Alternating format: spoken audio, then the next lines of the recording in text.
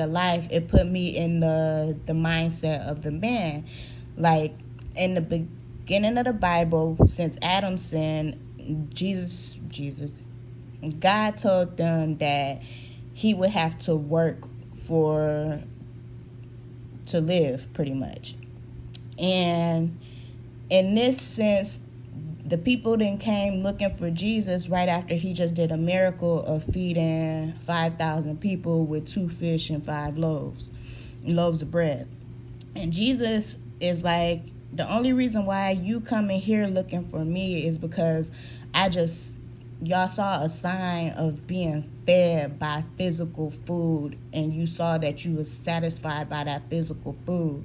You only here to see me do a sign like that again. Like, you're not here because you want to know who God sent me here as to help y'all. Like, y'all are only here for a natural hunger. And to me, that made me think of like working for money. Like, the man is the provider, so their natural instinct is to go out and do what they need to do to provide for their family. And even in today's time, people call it bread. So it's like people out there working to receive all of these things to be able to provide for their family. And God's just like,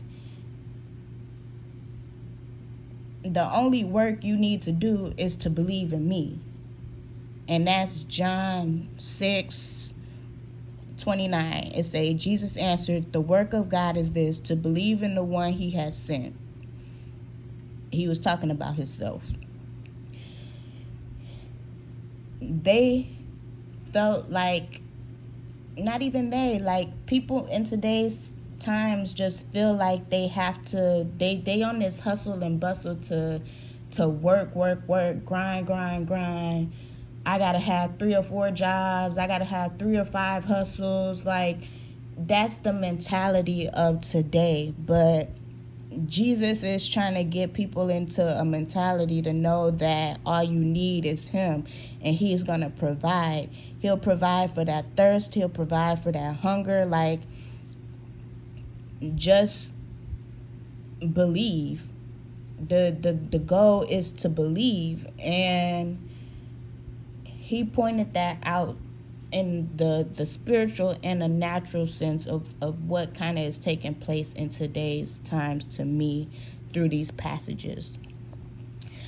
But because, like, that's a hard concept to grasp, because of the way the world is set up,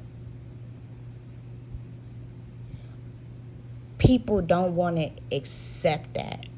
Just like how people don't want to accept Jesus. In this whole passage, Jesus is pretty much trying to explain to the people, because they're getting upset at him explaining spiritual things when they have natural issues. So Jesus is just like, you aren't going to be able to believe because you're not chosen for me to allow you to believe. And for me, that's still a hard concept to grasp, but I can still understand it somewhat, because a little further down, he's explaining how some of the disciples decided to stay and a lot of the disciples decided to leave. And that's John 6:60 through 70. He's like, y'all don't want to stay around and believe because it's not meant for you to stay around and believe. The people that are drawn to me are drawn to me because the Father has chosen them to be drawn to me. And how I think of it is pretty much sinners. Like, Jesus' purpose of coming down here was to redeem the sinners.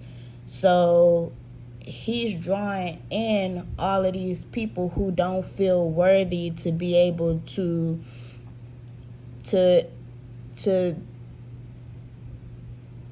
go to the Father and ask for forgiveness and speak to the Father because of things that they've done. But Jesus is just, he's like, that's why I'm here. That's what I came for, so that you can go to the Father and not feel that way. But because some people's hearts are just so hardened, they're not going to accept it. And Jesus pretty much has accepted the fact that that's just what it is for some people. Like, it's not meant for everybody. And he explained that a little further down with the 12. And he asked them, you don't want to leave too, do you? And the ones that are chosen for him is just like, well, where are we gonna go? Like, you are the bread, you are the water. Like, we know you here for us, we know you came here to save us. Like, where else we gonna go? Ain't nobody else gonna be able to do what you doing, how you doing it. Like, what are you talking about? We not trying to leave your side. But Jesus is just like, yeah, I chose all of y'all, but there's still one of y'all that's finna betray me. And